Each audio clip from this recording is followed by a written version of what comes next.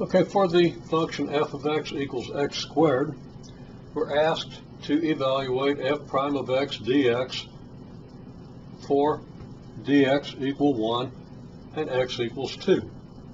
Well, first of all, f prime of x dx, well, f prime of x, if f of x equals x squared, is just 2x. So f prime of x dx is 2x dx.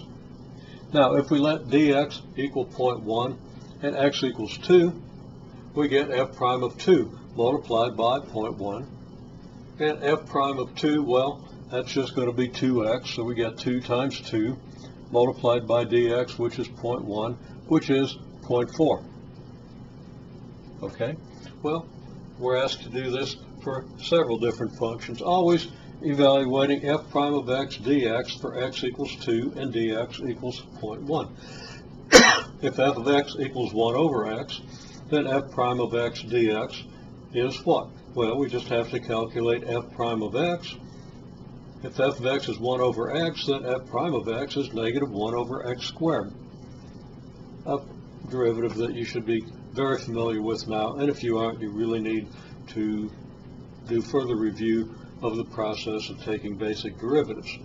Okay, so evaluating that for x equals 2 and dx equals 0.1, plug in 2 here, plug in 0.1 for dx, we get negative 1 over 2 squared times 0.1 is negative 0.025.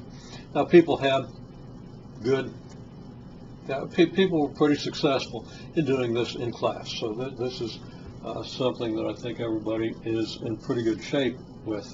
Okay, well, next function, f of x equals the square root of x.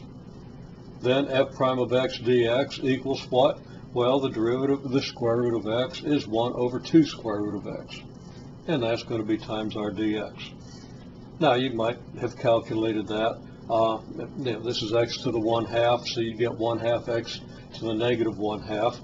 But this does represent 1/2 x to the negative 1/2. And either way, if you evaluate it for x equals 2, you're going to plug in 2 for x, and you're going to get, and multiply that by dx, which is 0.1, you're going to get 0.035, or something very close to 0.035.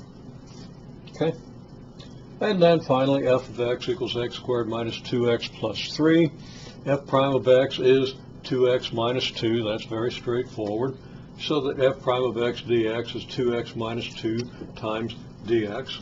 And then plugging in 2 for x, we get 0.2. And that's very straightforward. Okay. Now,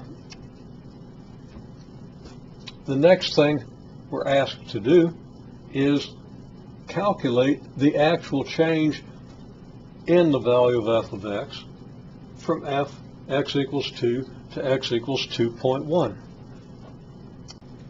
Now, I did pause there for a second to go back and see exactly how that was phrased, and you were just asked to evaluate f of 2.1 minus f of 2.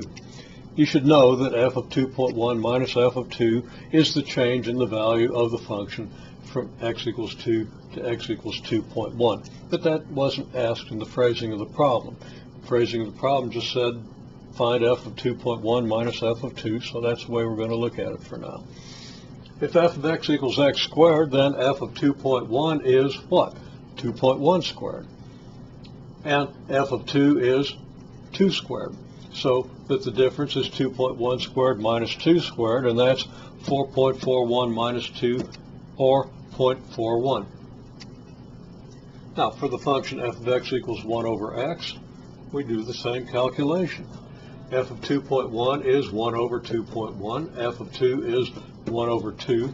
We do 1 over 2.1 minus 1 over 2. 1 over 2.1 is about 0.476.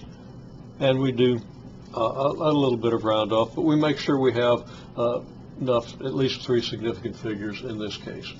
So that when we do the subtraction here, we get at least 2 significant figures to match the 2 significant figures we're getting up here. And the 2 significant figures we got in all of our calculations over here. Actually, we only needed 1 significant figure for this one, but and for this one, but for these 2, we had 2 significant figures.